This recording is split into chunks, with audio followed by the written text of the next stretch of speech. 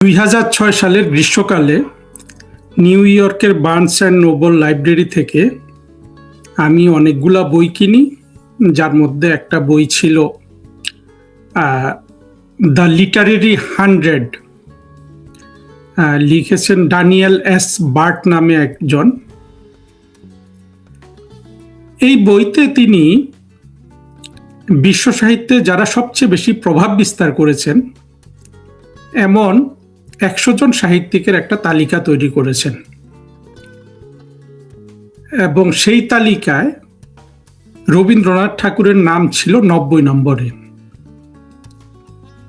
স্মৃতি থেকে বলছি, প্রথম 1 নম্বরে ছিল উইলিয়াম শেক্সপিয়ার, 2 নম্বরে ছিল দান্তে আলিগিয়েরি, 3 নম্বরে ছিল খুব সম্ভবত লিও টলস্টয়, 4, 5, 6, 7 এগুলোতে জেমস জয়েস ছিল, চার্লস ডিকিন্স ছিল, এরকম আরো অনেকে। মোট কথা 100 জনের তার মধ্যে 90 নম্বরে ছিলেন রবীন্দ্রনাথ ঠাকুর। ড্যানিয়েলের এই বইয়ের বিশেষত্ব হলো যে এই ধরনের অনেক বই তো আছে মার্কেটে। এই বইটা আমার কাছে যেটা মনে হচ্ছে একেবারে সম্পূর্ণরূপে নৈর্ব্যক্তিক এবং রিসার্চলব্ধ, এবং যারা সাধারণত বড় বড় সাহিত্যিকদের বই পড়তে চায় তারা এই বইটা পড়লে কোন বই পড়া উচিত, কোন বই পড়লে তারা ভালো সাহিত্যিক হতে পারবে এই সম্পর্কে একটা ধারণা পাবে। যাই হোক, আজকে যেহেতু 25শে বৈশাখ রবীন্দ্রনাথ ঠাকুরের জন্মদিন, এই ভিডিওটাতে আমি রবীন্দ্রনাথ নিয়ে আলোচনা করব। ভিডিওটা যদি বড় হয়ে যায়, আপনারা যারা 5 মিনিট, 10 মিনিট, 15 মিনিট দেখেন তারা ততটুকু দেখবেন, কারণ প্রত্যেক জায়গায় তো কিছু না কিছু তথ্য আছে। আর আমিও চেষ্টা করব ভিডিওটা কিছুটা সহজ করতে বা ছোট করতে। রবীন্দ্রনাথ ঠাকুর আমাদের কাছে একটা বিস্ময়ের ব্যাপার এই জন্য যে ভারত উপমহাদেশে তো অনেক সাহিত্যিকের নাম আমরা জানি। আমরা বিশেষ করে বাংলা সাহিত্যে আমরা রবীন্দ্রনাথের পরে যারা আসতে পারেন, বঙ্কিমচন্দ্র, শরৎচন্দ্র, কাজী নজরুল ইসলাম, এই 3-4টা নাম নিলে অবশ্য বাকিদের সাথে অন্যদের পার্থক্য অনেক বড় হয়ে যায়। কিন্তু এদের মধ্যেও রবীন্দ্রনাথ এত বড় যে ভাবতে অবাক লাগে, যেই বাঙালির কোনো সৃষ্টিশীলতা, এমন কোনো প্রভাব পৃথিবীতে খুব একটা নাই, এবং যে বাঙালি এক সময় একটু ঝলক দিয়ে পরবর্তীতে আবার কূপমণ্ডুকতার দিকে চলে গেল, যেই বাঙালির, বিশেষ করে বাঙালি বলতে আমি বুঝাচ্ছি যে 30-33 কোটি মানুষ বাংলা ভাষায় কথা বলে, বাংলাদেশের মানুষ, ভারতের পশ্চিম বাংলার মানুষ, কিংবা আসাম, ত্রিপুরা এই অঞ্চলের মানুষগুলো 30-33 কোটি তো হবে। এদের বর্তমানে যে সৃষ্টিশীলতার যে আপনার একটা বন্ধ্যাকাল চলছে, সেটা শুধু বাংলাদেশের বাঙালিদের মধ্যেই না, এমনকি ভারতের পশ্চিমবঙ্গে বা আরো সারা পৃথিবীতে যে আমরা 30-33 কোটি বাঙালি রয়েছি, আমাদের সব সীমাবদ্ধতার আলোকে যদি আমরা রবীন্দ্রনাথকে দেখি তাহলে মানে অবাক হওয়া ছাড়া কিন্তু আর কিছু কাজ করে না, যে এই রকম একটা সীমাবদ্ধ চিন্তা সম্পন্ন, নিম্নগামী চিন্তা সম্পন্ন জাতিগোষ্ঠীর মধ্যে কিভাবে রবীন্দ্রনাথের মতো একজন সৃষ্টিশীল মানুষ জন্মগ্রহণ করলেন, এটা অন্তত আমি ভেবে অবাক হই। রবীন্দ্রনাথ সম্পর্কে প্রথমে আমি যেটা বলবো সেটা হলো যে রবীন্দ্রনাথ যে শুধু সাহিত্য সৃষ্টি করেছেন সেটা নয়, উনি কিন্তু বাংলা ভাষাটাকেও সৃষ্টি করেছেন, অর্থাৎ গড়েছেন, সৃষ্টি না করলেও। বাংলা ভাষার যে আদি নিদর্শন, চর্যাপদ এগুলো আছে, আপনারা যদি খেয়াল করেন দেখবেন বাংলা ভাষা আপনার পরিস্ফুটিত হয় মূলত বঙ্কিমচন্দ্র, রবীন্দ্রনাথ এদের হাতে, ঈশ্বরচন্দ্র বিদ্যাসাগর, বা ওই যে প্রথম একটা উপন্যাস বলা হয় বাংলা সাহিত্যের, প্যারিলাল মিত্র, আলালের ঘরের দুলাল, আলালের ঘরের দুলাল যদি আপনারা পড়েন, দেখবেন যে ওখানেও ভাষা তৈরি হচ্ছে, যেটা পরিপূর্ণতা লাভ করেছে রবীন্দ্রনাথের হাতে এসে।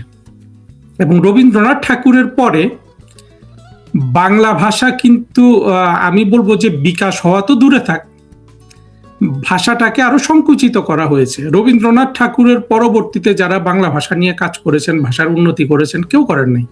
যেটা সৃষ্টি হয়েছে রবীন্দ্রনাথ ঠাকুরের পরে, সেটা হলো যে চলিত ভাষা সৃষ্টি হয়েছে, অর্থাৎ সাধু ভাষাগুলোকে, ক্রিয়াপদকে সংক্ষিপ্ত করে করে চলিত ভাষা করা হয়েছে সাধারণ মানুষের বোঝার জন্য। কিন্তু বাংলা ভাষার কিন্তু আর তেমন বিকাশ আমরা দেখি না, সাহিত্যে তো নাই, কোথাও না।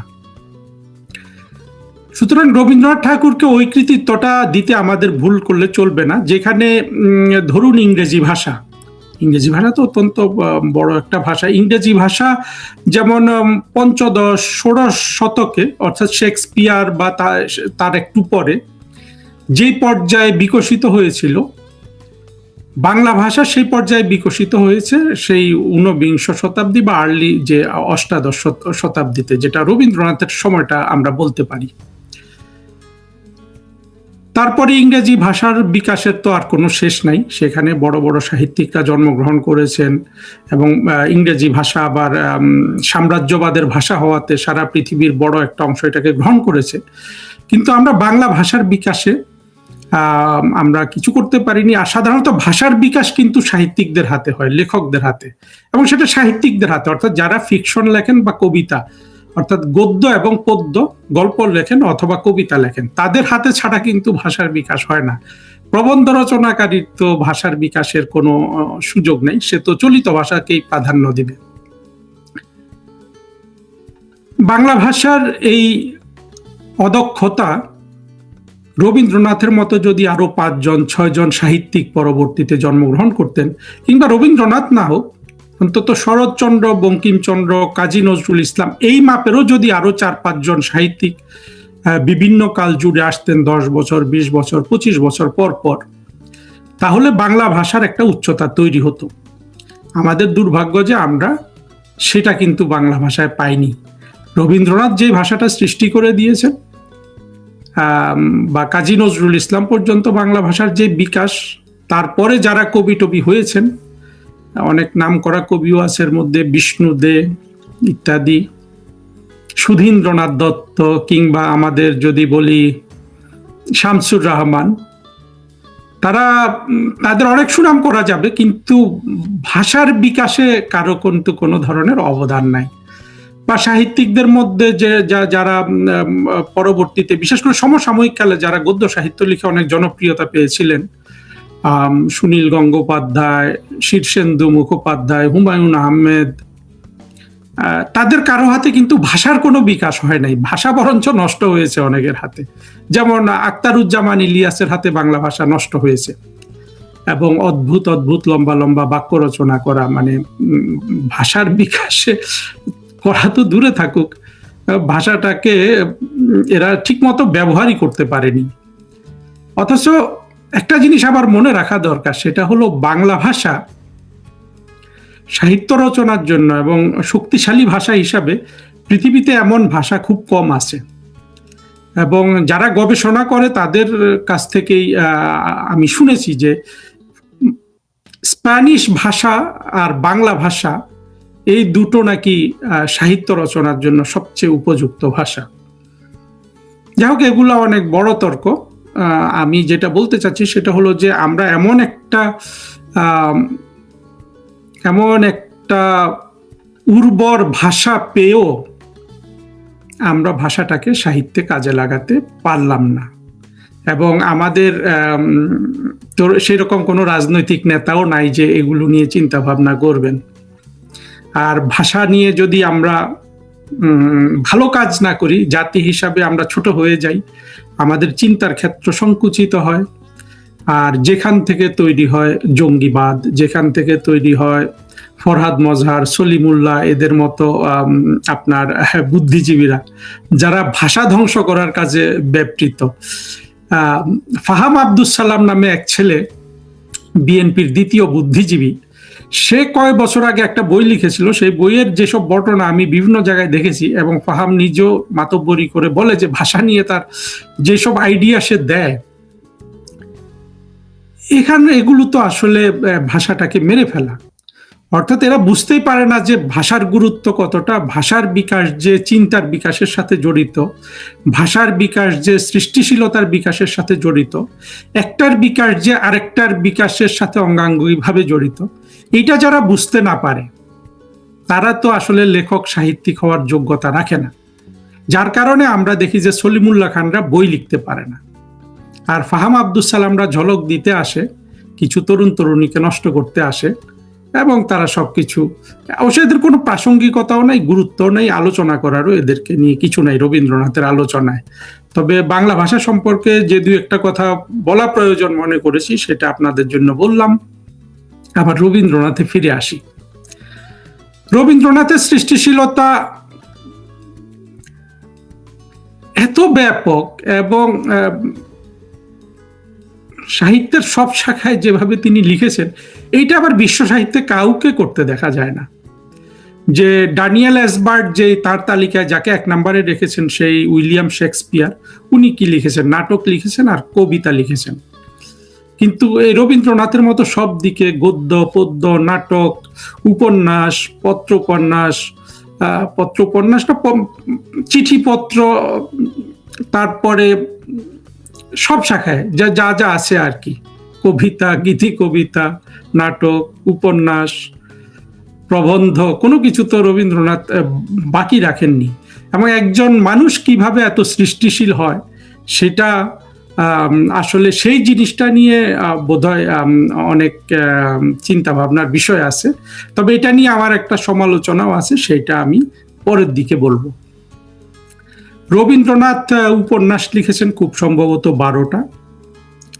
এই উপন্যাসগুলো অনেক সুখপাঠ্য, একটু জটিল পড়ার জন্য, শরৎচন্দ্রের উপন্যাসের চেয়ে একটু কঠিন, ক্ষেত্র বিশেষে বঙ্কিমচন্দ্রের উপন্যাস পড়ার চেয়েও কঠিন। বঙ্কিমচন্দ্রের উপন্যাসে যেটা হলো যে ভাষা কঠিন, কিন্তু গল্পগুলা একেবারে ফ্লুইড এবং খুবই সুখপাঠ্য।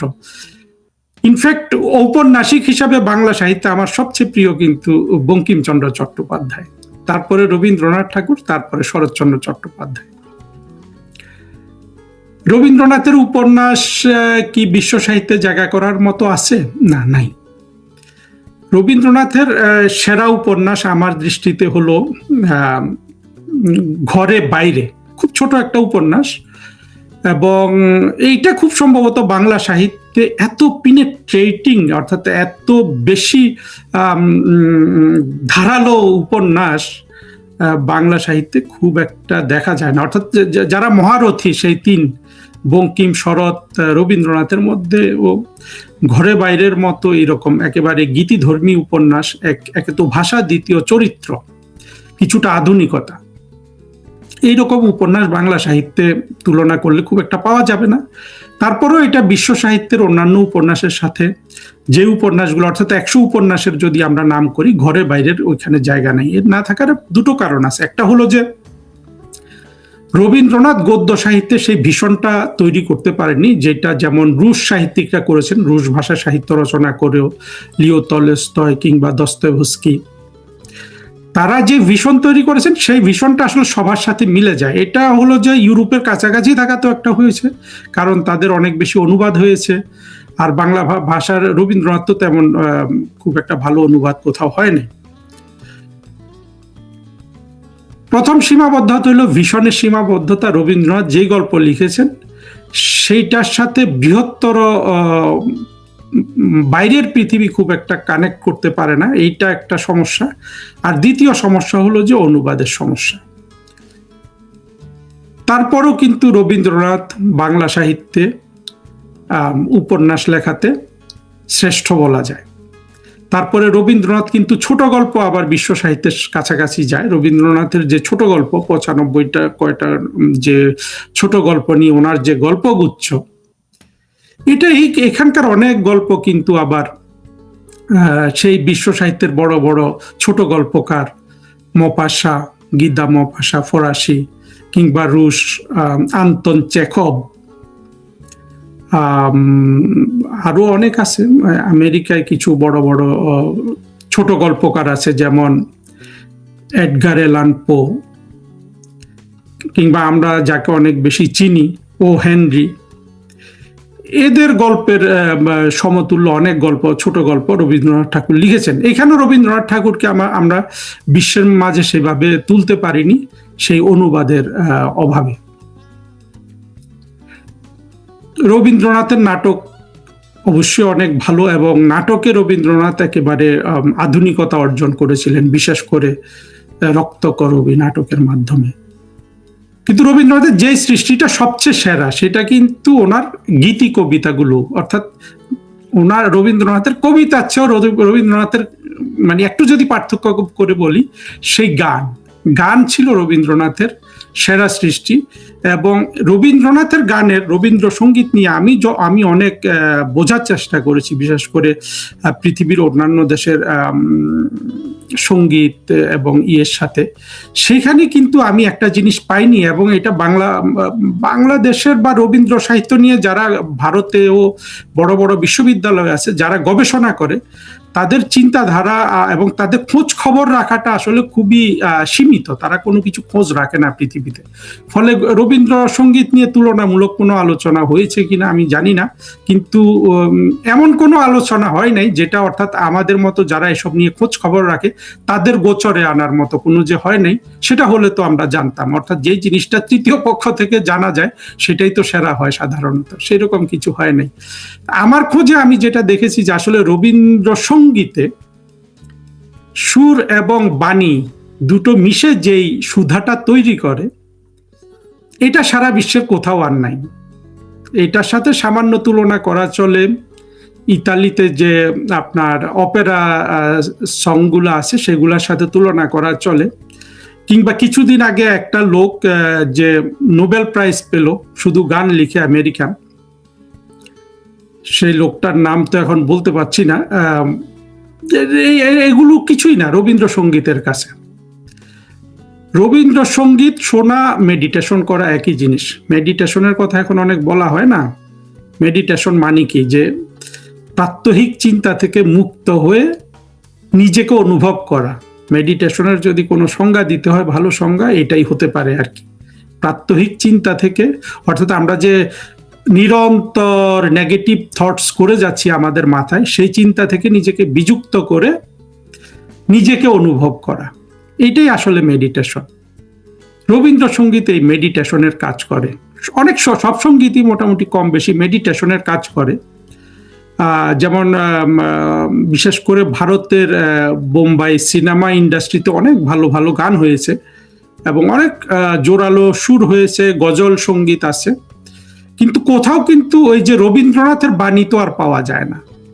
ফলে রবীন্দ্রসঙ্গীতের যে আলাদা সুর এবং তার যে উচ্চমানের বাণী, এই দুটার মিশ্রণে যে সঙ্গীত তৈরি হয়, এইটা সারা পৃথিবীর কোথাও কিন্তু এখন পর্যন্ত হয়নি। এবং এত এত আধ্যাত্মিক মানের বলুন, উচ্চ মানের বলুন, সেটা হয়েছে আমি অন্তত পাইনি। তা আমার মনে হয় এই জায়গাটা, যারা রবীন্দ্রনাথ নিয়ে গবেষণা করেন তাদের এই জায়গাটা কাজ করার একটা তুলনামূলক, যে রবীন্দ্রসঙ্গীতের মাহাত্ম্যটা এবং সুর আর বাণীর মিশ্রণে রবীন্দ্রসঙ্গীত যা সৃষ্টি করে, সেইটাকে একটা বিশ্বের মধ্যে সবচেয়ে সেরা এই মানে এই শাখাতে, হ্যাঁ, জনরা যেটাকে বলে, এই শাখাতে যে রবীন্দ্রসঙ্গীত সৃষ্টির মধ্যে সেরা, মানব সৃষ্টির মধ্যে সেরা, অর্থাৎ মানবের সৃষ্টির মধ্যে সেরা, সেটা নিয়ে আমার মনে হয় কাজ করার সুযোগ আছে। আপনারা দেখবেন রবীন্দ্রসঙ্গীত যত অনেক ভাগে ভাগ করা হয়েছে, পূজার গান, প্রেমের গান, ঋতুর গান, অনেক অনেক কিছু আছে। তো রবীন্দ্রসঙ্গীতের সবচেয়ে বড় জিনিসটা যেটা আরো এটাকে উচ্চমানের করেছে, যে ওনার যে গানগুলা সবচেয়ে সেরা, পূজার গান কিংবা প্রেমের গান, এই দুটোর মধ্যে তফাৎ কিন্তু খুব একটা নাই। অর্থাৎ পুরুষের নারীর প্রতি যে প্রেম বা নারীর পুরুষের প্রতি যে প্রেম, এটার সাথে নারী পুরুষের সৃষ্টিকর্তা ঈশ্বর বা আল্লাহর প্রতি যে প্রেম, এই দুই ধরনের প্রেম বা তিন ধরনের প্রেমের মধ্যে কোনো পার্থক্য আর রাখা হয় নাই। অর্থাৎ নারীর কাছে পুরুষ সেখানে ঈশ্বর হয়ে যায়, ঈশ্বরের কাছে নারী সেখানে, পুরুষের কাছে নারী সেখানে ঈশ্বর হয়ে যায়। এবং অনেক পূজার গানে সেই ভাবটাই বেশি, এবং ঈশ্বর থেকে যায় অনেকটা, অর্থাৎ নারীর প্রেমে পুরুষের যেই দৈবতা বা পুরুষের প্রেমে নারীর যে দৈব গুণ, তার চেয়ে ঈশ্বরের দৈব গুণ অনেক ক্ষেত্রে ছোট হয়ে যায়। এটা খুব একটা ফ্যাসিনেটিং জিনিস, বিশেষ করে রবীন্দ্রনাথের গানে। এবং এটাই আমার মনে হয় যে রবীন্দ্রনাথের গানকে আমি যেটা বলতে চাচ্ছিলাম, যে এই আমাদের মানব ইতিহাসে সাহিত্য সৃষ্টির সবচেয়ে বড় সৃষ্টিটা যে রবীন্দ্রনাথ করেছেন, সেটার এইখানেই এই বিশেষত্বটা। হ্যাঁ, এই এই এই এই বাস্তবতাটা বিশেষ করে যারা অনেক ধর্মের মানুষের কাছে গ্রহণযোগ্য না, গ্রহণযোগ্য না মানে হলো যে তার বিশ্বাসে, কিন্তু বোধে নয়। বোধ তো আপনি যখন শুনবেন তখন বুঝতে পারবেন। কিন্তু তারপরও নারী পুরুষের প্রেমটা যে উপরে উঠে যায়, এর কারণ হলো যে ওই প্রেমের সাথে তো আমরা নিজেদেরকে সহজে সব মানুষই কানেক্ট করতে পারে, অর্থাৎ মানুষ বুঝতে পারে ওইটা। কিন্তু ঈশ্বরের প্রতি যে প্রেম, সেটা বিশ্বাসের জন্য ঠিক আছে, কিন্তু বোধের ক্ষেত্রে তো বোঝা খুব ডিফিকাল্ট সবার জন্যই। এখন বোঝা এক জিনিস, আর না বুঝে একটা জিনিস নিয়ে গলা ফাটানো আরেক জিনিস। সেই জায়গায় তর্কটা বেশি দূর বাড়ানো ঠিক হবে না। তবে রবীন্দ্রসঙ্গীত আমাদের একটা অমর সৃষ্টি বাংলা ভাষার মানুষের জন্য। রবীন্দ্রনাথের শুধু যদি গান তো বেঁচে থাকবেই, এবং রবীন্দ্রনাথের প্রতি আমাদের যে একদিক থেকে তো গর্ব হই, আর একদিক থেকে রবীন্দ্রনাথের প্রতি আমার যে ব্যক্তিগতভাবে যেই বিস্ময় এবং টান, সেটা কিন্তু রবীন্দ্রসঙ্গীতের জন্য। রবীন্দ্রনাথের গল্প উপন্যাস তো এখন আর পড়ি না, কিন্তু গানেরও সাথেও সম্পর্ক কমে গেছে, কিন্তু রবীন্দ্রসঙ্গীত এখনো শুনি। আমার ধারণা যে কোনো বাঙালি রবীন্দ্রসঙ্গীত শুনেন। আর রবীন্দ্রনাথ এত বড় হয়ে যাওয়াতে, এবং রবীন্দ্রনাথ আবার দৈবক্রমে হিন্দু কিংবা ব্রাহ্ম যাই বলেন, এটা হওয়াতে মুসলিম মৌলবাদীদের প্রধান শত্রু কিন্তু এই অঞ্চলে রবীন্দ্রনাথ। আপনারা যদি দেখেন বাঙালি মৌলবাদী যেসব বুদ্ধিজীবী আছে, বিশেষ করে সলিমুল্লাহ খানরা তো উঠে পড়ে লেগে গেছে রবীন্দ্রনাথকে কলঙ্কিত করার জন্য। রবীন্দ্রনাথ কিভাবে কি করতো, কি জমিদার ছিল, কাকে মেরেছে ধরেছে, এগুলো নিয়ে আলোচনা হয়। কিন্তু রবীন্দ্রনাথের সৃষ্টি যখন আমরা চিন্তা করি, বা আমরা যদি খোলা মনে রবীন্দ্রনাথের সৃষ্টির বিবেচনা করে দেখি, মানুষ রবীন্দ্রনাথের ওই জমিদার রবীন্দ্রনাথ কি ছিল না ছিল, এগুলার আসলে আর কোনো জায়গা থাকে না। সেটা প্রাত্যহিক ক্রিয়াকর্মের মতো হয়ে যায়। মানুষের যেমন প্রতিদিন জীবনযাপনে তাকে টয়লেট ইউজ করতে হয়, খেতে হয়, কিন্তু এগুলো তো যে কোনো প্রাণীকেই করতে হয়। কিন্তু দিন শেষে তো সেই মানুষ কি কর্ম করলো, কাজটা কি করলো, চিন্তাটা কি করলো, সেটা গুরুত্বপূর্ণ হয়, তাই না? রবীন্দ্রনাথও কিন্তু তেমনি একজন সেই উচ্চ পর্যায়ের। অর্থাৎ রবীন্দ্রনাথকে ও সাথে কথা বলতে গেলে সাথে আর কোনো বাঙালিকে আসলে রাখা যায় না, বিশেষ করে সাহিত্যের জগতে বা শিল্পকর্মের জগতে। আমি অন্য কোনো জগতে বলছি না। অন্য কোনো পুরুষকে সেখানে টেনে আনলে রবীন্দ্রনাথের অপমান হয়। কারণ হলো 2 নম্বরে যে আছেন তিনি আসলে 101 নম্বরে আছেন। আমি এর আগে বলেছিলাম যে ভারতীয় উপমহাদেশে আমরা যদি শুধু গায়কিতে, অর্থাৎ সঙ্গীত শিল্পীর কোয়ালিটিতে, গান গাওয়ার কোয়ালিটিতে লতা মঙ্গেশকরকে 1 নম্বরে রাখি, তাহলে 2 থেকে 100 পর্যন্ত কেউ নাই। 101-এ এসে আপনি ফেলতে পারবেন মোহাম্মদ রফি, মান্না দে, মেহেদি হাসান, যাকে চান আপনি দিলেন আপনার পছন্দের মতো, হেমন্ত মুখোপাধ্যায়, এরকম আশা ভোসলে। ঠিক তেমনি আমি যেটা কয়দিন আগে বলেছিলাম যে বাংলাদেশের বঙ্গবন্ধুর পরে যেসব শাসকরা বাংলাদেশ শাসন করেছে, তাদের মধ্যে শেখ হাসিনাকে যদি 1 নম্বরে রাখেন, তাহলে কিন্তু 2 থেকে 100 পর্যন্ত আর কেউ নেই। এরপরে যাকেই আপনি নিয়ে আসেন, জিয়াউর রহমান, খালেদা জিয়া, এরশাদ, তারেক রহমান, তাদেরকে 101 নম্বরে দিতে হবে। ঠিক রবীন্দ্রনাথের ক্ষেত্রেও এই কথাটাই সত্য যে রবীন্দ্রনাথ যদি সাহিত্যিক হিসাবে ভারত উপমহাদেশে 1 নাম্বার হন, 2 নাম্বারে যে হবে সে ইকবাল হতে পারে, আল্লামা ইকবাল, যিনি মুসলমানদের কাছে খুব প্রিয়। রবীন্দ্রনাথ বাকি বড়গুলোও কিন্তু বাংলা সাহিত্যে, অন্যান্য সাহিত্যে তো খুব একটা নাম ভারত উপমহাদেশ শোনা যায় না। উর্দু সাহিত্যে কিছু কিছু লেখক আছে, আমরা জানি নামটা। কিন্তু যেই হোক, মানে এর পরের স্থানে কিন্তু রবীন্দ্রনাথের পরে 2 থেকে 100 পর্যন্ত কেউ নাই। দ্বিতীয় যিনি হবেন তার পজিশনটা হলো 101-এ। এই জায়গায় কিন্তু আমি একটা অদ্ভুত মিল পেলাম এই 3 জনের মধ্যে। শেখ হাসিনা, রবীন্দ্রনাথ, লতা মঙ্গেশকর। যদিও 3টার আলাদা আলাদা ক্ষেত্র, কিন্তু তুলনাটা কিন্তু বাস্তবসম্মত। এখন রবীন্দ্রনাথের সমালোচনা করার কি আছে? আমি একটা জিনিস সমালোচনা করি রবীন্দ্রনাথের, করার মতো আমি দেখি, সেটা হলো রবীন্দ্রনাথ একদিকে যেমন ওনার সৃষ্টির প্রাচুর্য যেমন অনেক বড়, তেমনি রবীন্দ্রনাথের এটা বোধহয় ঠিক হয় নাই যে যাই লিখেছেন তাই পুস্তকাবদ্ধ করেছেন। যেমন আমরা দেখি যে রবীন্দ্রনাথের ছোট একটা বড় গল্প বলতে পারেন, উপন্যাসও বলতে পারেন। 2 বোন একটা উপন্যাস আছে, ছোট। আপনি 2 বোনকে যদি 4 অধ্যায়ের ঘরে বাইরে উপন্যাসের সাথে যদি মিলান, তাহলে তো হয় না। আসলে 2 বোন তো এটার তো কোনো মানই নাই আসলে সাহিত্য হিসাবে। কিন্তু রবীন্দ্রনাথের উপন্যাস সমূহ যখন মানুষ ছাপে, তখন তো 2 অধ্যায়ও ছাপে। আর রবীন্দ্রনাথ এত বড় হয়ে গেছেন যে ওনার আঁকা বুকিও এখন ছাপা হয়।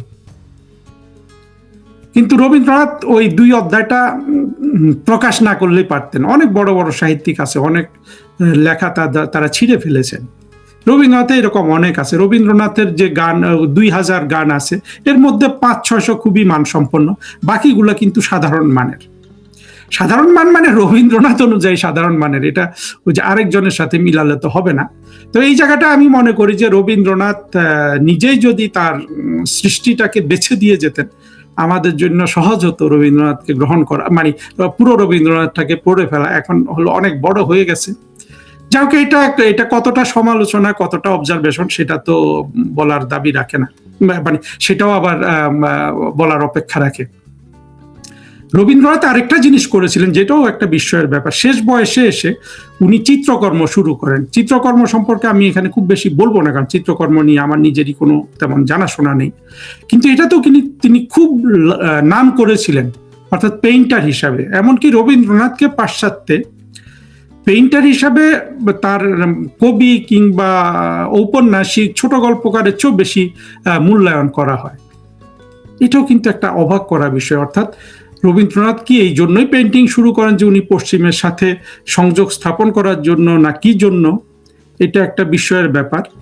অর্থাৎ রবীন্দ্রনাথ যেই ক্ষেত্রেই হাত দিয়েছেন, যেই জায়গাতে হাত দিয়েছেন, এই যে একটা বিরল প্রতিভা, সেটার স্বাক্ষর তিনি রেখে গেছেন। রবীন্দ্রনাথ ঠাকুরের এই জন্মদিনে এতটুকুন বললাম।